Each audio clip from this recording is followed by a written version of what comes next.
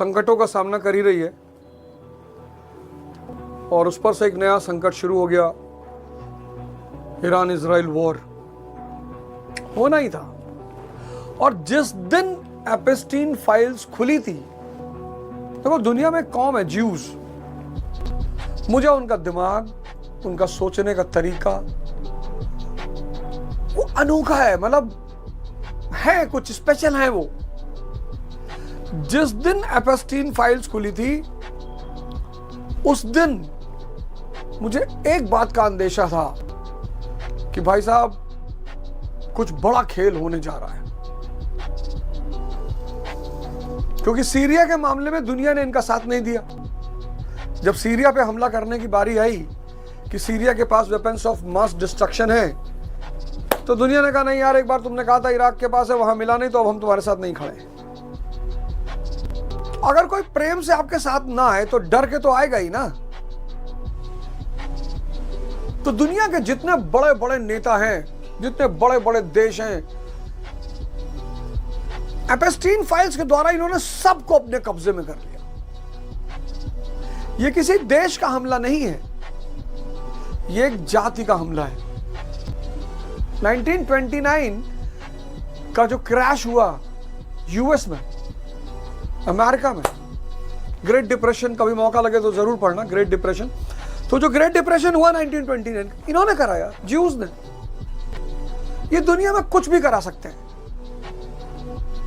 क्योंकि इनको एक चीज इनके हाथ में है, फिनेंस और एजुकेशन। और दो चीजों से बड़ी ताकत और क्या हो सकती है। मैं बार बार कहता हूं कि अगर 100 नोबेल प्राइज दिए गए हैं तो 95 नोबेल प्राइज यहूदियों के पास गए। संपत्ति, समृद्धि शक्ति के बिना रह ही नहीं सकती। We have to invest in future. உரிமைகளை ஒன்றிய அரசு நசுக்க பார்க்கறாங்க। और जब ये तेल मिला 1847 में, आज ये ईरान की हालत थोड़ा सा बता देता हूं आपको। 1847 में जब पहली बार दुनिया में तेल मिला, 1847 जब पहली बार दुनिया में तेल मिला, कहां मिला? पेंसिल्वेनिया में। 1860 तेल मिला रोमानिया में। 1910 ईरान, मिडिल ईस्ट।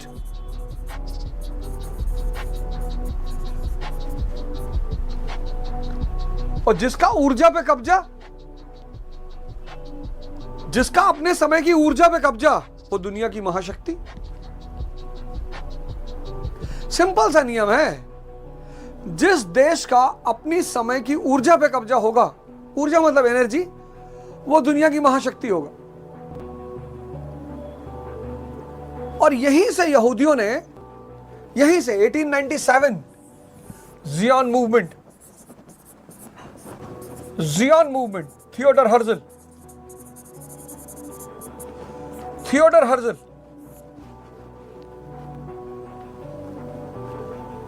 यहूदियों को बचाना है, यहूदियों का देश बनाना है। और 1917 में ब्रिटेन ने मान लिया, पहले वर्ल्ड वॉर के समय, बेल्फोर डिक्लेरेशन, आर्थर बेल्फोर।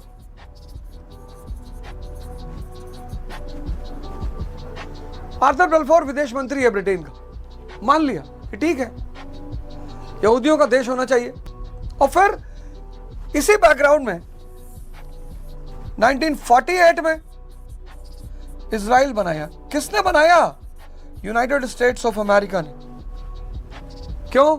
जिससे कि ये मिडिल ईस्ट का जो तेल का खजाना है, इस खजाने पर कब्जा किया जा सके।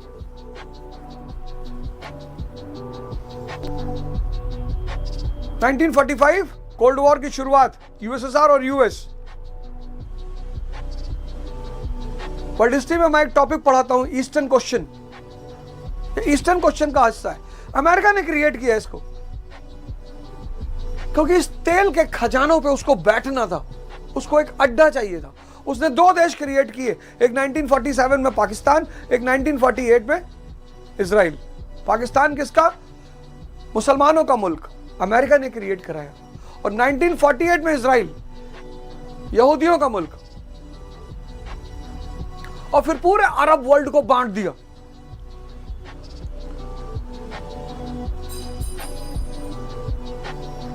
और सऊदीज आका के खिलाफ जा ही नहीं सकते।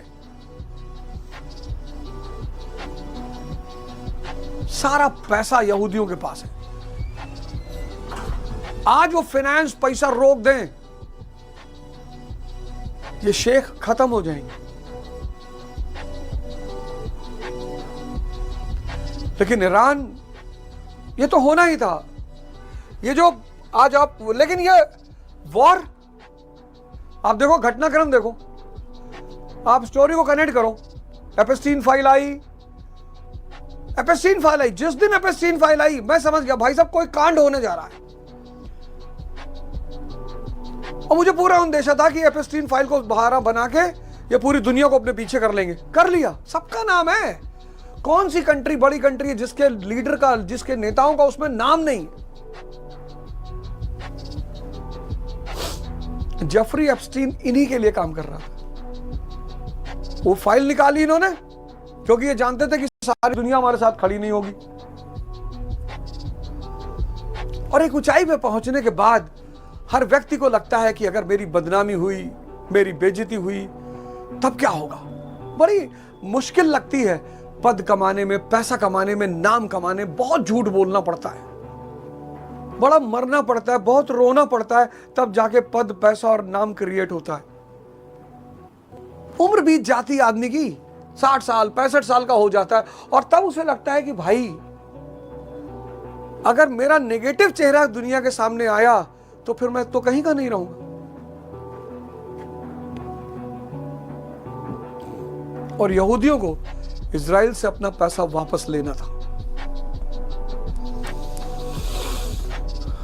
1920 ब्रिटिश पेट्रोलियम, 1955 बगदाद पैक्ट। और ये जितने भी लोग अमेरिका से जिन्होंने दोस्ती की, यहूदियों से जिन्होंने दोस्ती की, यहूदियों ने और अमेरिका ने बाद में उनको पटक कर मारा बहुत। पूरी हिस्ट्री उठा के देख लो। ये आज है ईरानियंस, इनका एक राजा था रजा खान पहलवी, वो तो इनकी गोद में ही बैठा रहता था, जी मालिक जी मालिक जी मालिक। कभी सद्दाम हुसैन भी बैठे रहते थे, कभी गद्दाफी भी बैठा रहता था। ये आदमी को अपनी तरफ मिलाते हैं, उसको इस्तेमाल करते हैं, उससे अपने इंटरेस्ट पूरा करते हैं। जिस दिन इन्हें लग जाता है कि ये आदमी मेरे इंटरेस्ट में बाधा बन रहा है, उसके बाद तो बहुत ही खतरनाक दौर से दुनिया गुजर रही है, बहुत ही खतरनाक दौर से। कुछ भी हो सकता है। आयतुल्लाह खुमैनी ने बड़ी बहादुरी से सामना किया, लड़ाई लड़ी, शायद शहीद भी हो गए। ईरान हमारा दोस्त रहा है, पाकिस्तान के खिलाफ हमारा सपोर्ट किया उसने, कश्मीर मुद्दे पे हमारे पक्ष में वोट दिया उसने, एनर्जी डील किया उसने हमसे। 2008 में जब हमारे पास फॉरेन रिजर्व का खतरा पैदा हुआ तो उसने इंडियन रूपी में ऑयल दिया हमको। एहसान है ईरान का हमारे ऊपर। लेकिन कुछ हो नहीं सकता। एपेस्टीन, कुछ सबको पता है गलत हो रहा है। एपेस्टीन का जिन्न सबके ऊपर सवार है। ईरान ने हमारा साथ दिया है। 2008 में फाइनेंशियल क्राइसिस पैदा हो गई, हमारा फॉरेन रिजर्व खतरे में पड़ गया। Have you noticed how you keep delaying the things that matter most to you? You plan your goals. Indian rupee में उसने हमें ऑयल दिया। कहा यार कोई बात नहीं, ले लो। पाकिस्तान के खिलाफ हमारे साथ खड़ा हुआ, कश्मीर मुद्दे पे हमारे पक्ष में वोट किया उसने। चाबार पोर्ट हम उसका देख ही रहे थे। एनर्जी एग्रीमेंट हमारा है ही है उसके साथ।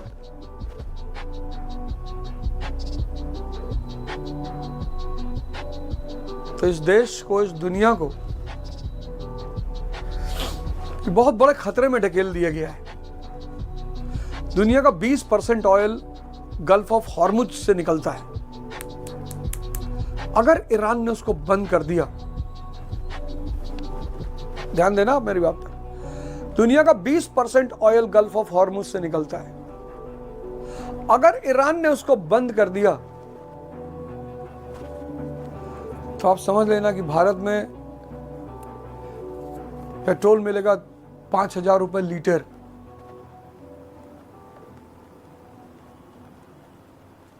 और अगर पेट्रोल और डीजल हुआ 5,000 रुपए लीटर तो आप सोचो गेहूं, आटा, चावल, इनकी कीमतें कहां पहुंच जाएंगी। ईरान का इतिहास बड़ा प्यारा है, बहुत प्यारा। एक तो उनकी ज्योग्राफिकल टेरेन बहुत अच्छी है। एक बार वो दुश्मन को नीचे फंसा ले जाएं,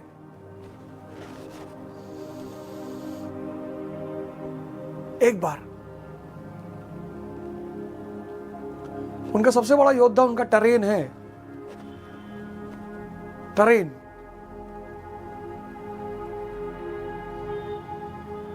वो जानते हैं बेटा नीचे आ जाओगे तो वापस नहीं जाने देंगे।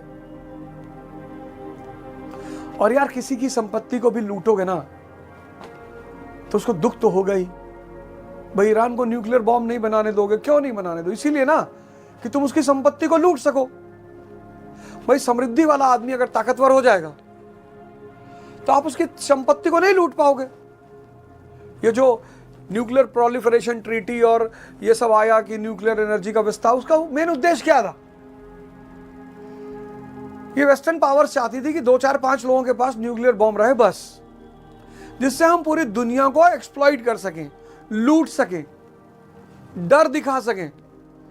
आज भारत पर हमला करने से पहले कौन सोचेगा ना, इंदिरा गांधी का उसमें बहुत बड़ा रोल है, अटल बिहारी वाजपेयी का उसमें बहुत बड़ा रोल है, एपीजे कलाम का उसमें बहुत बड़ा रोल है। ये वो